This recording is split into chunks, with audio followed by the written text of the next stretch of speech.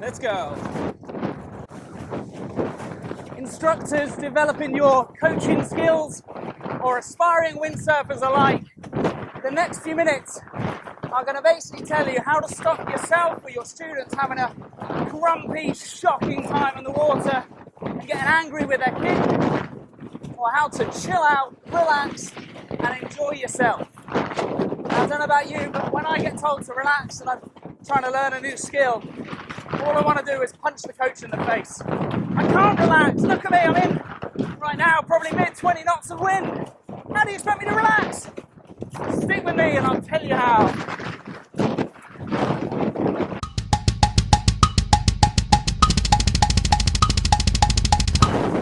It's good today! So welcome back to a super windy afternoon once again in Vasiliki, and it's actually very early for this wind. I've got a feeling this afternoon is going to be a mega day. I'm pretty excited. So yeah, mid 20 knots right now. I'm on a 4.8, fully powered up. Just bear away and give it some speed a bit. And I'm on a very big freeride board. This is a 120 litre Fanatic Gecko. Really stable, really forgiving. And I'll explain why in the next few minutes, why I'm on a board that's not my usual choice, let's say. Now then, when instructors are trying to coach people, we tend to dive into technique. You've got to do this with your hips, you've got to do this with your shoulders, knees and toes, and you've got to do this, even me, I'm guilty, vision, trim, balance, all of the elements. But actually, if you're tense and nervous and quite possibly terrified, let's put technique well away.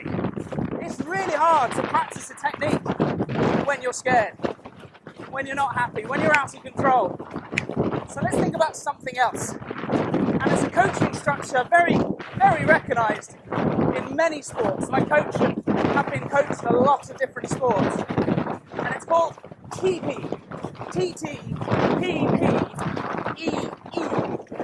Basically, as the instructor or the coach, or as the student, now you're learning this, work your way through TP in reverse, so the E's, the P's, the T's. And start to think about those before hammering yourself about a technique. So, let's turn around. I'll explain the E's. Well, there's no one out on the water right now. Literally have the whole bay to myself. Woo! What a treat. A little temporary lull, which actually links us quite nice into the first one of the E's.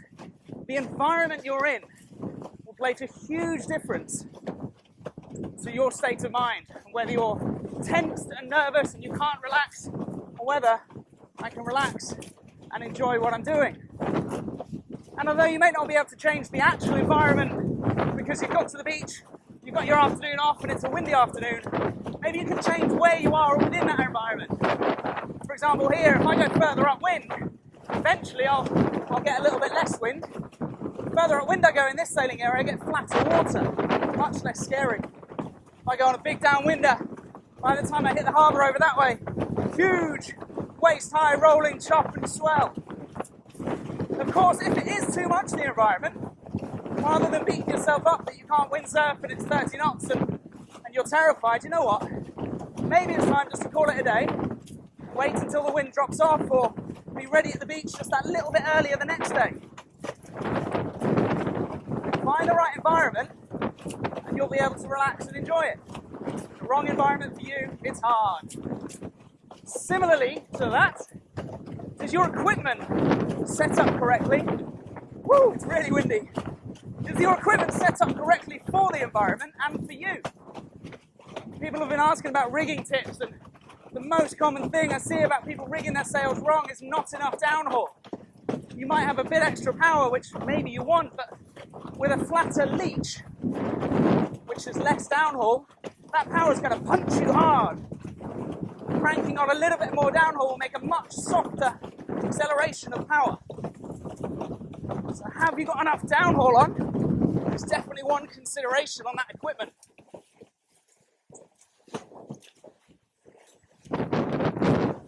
Look, not the best jibe there as I try to avoid the camera sticking out the front.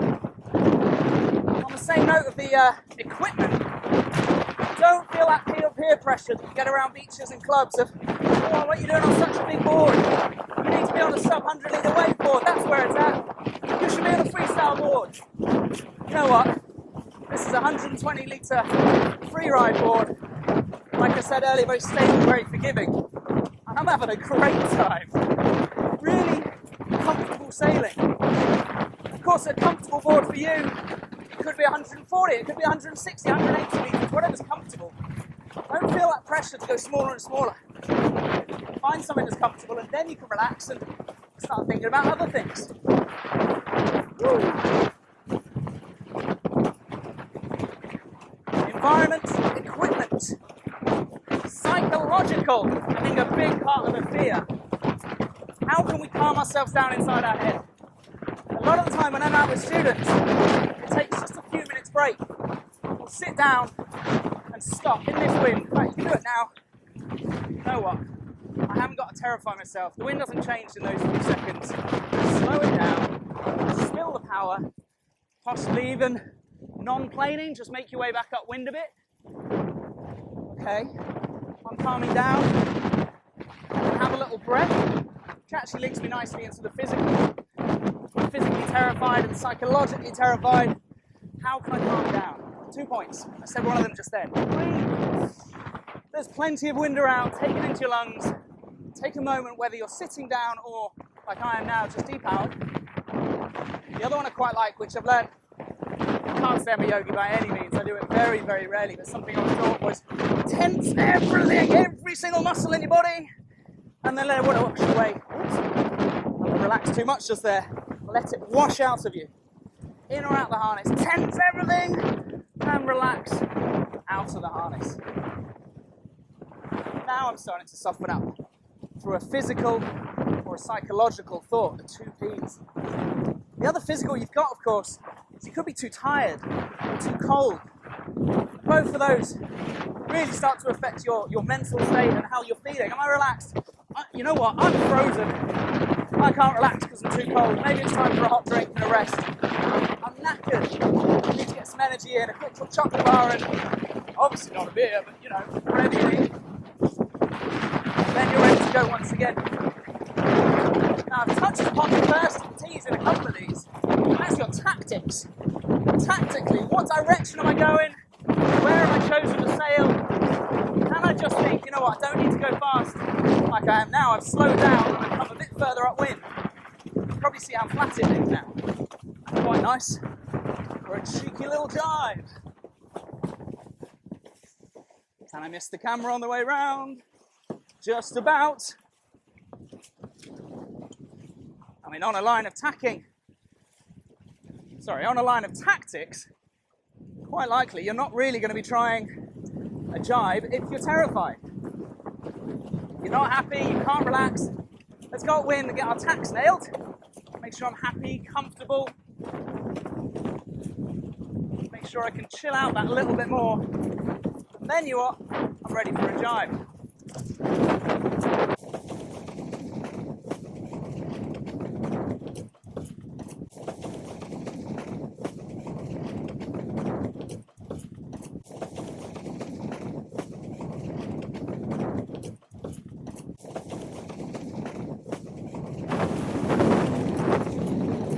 As I'm going along now, it reminded me of another point on the equipment.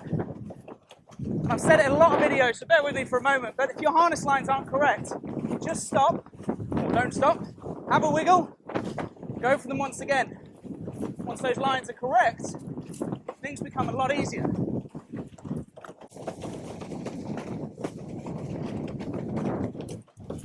The only real technique that I want to mention to help you relax, help you chill out and enjoy the ride, is about your vision and how a good windsurfer can see the future.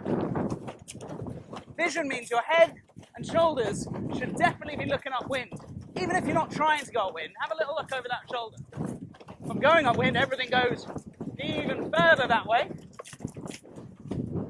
But if I'm looking over my shoulder, I can see the gusts, I can see the lulls, I can predict what's going to happen.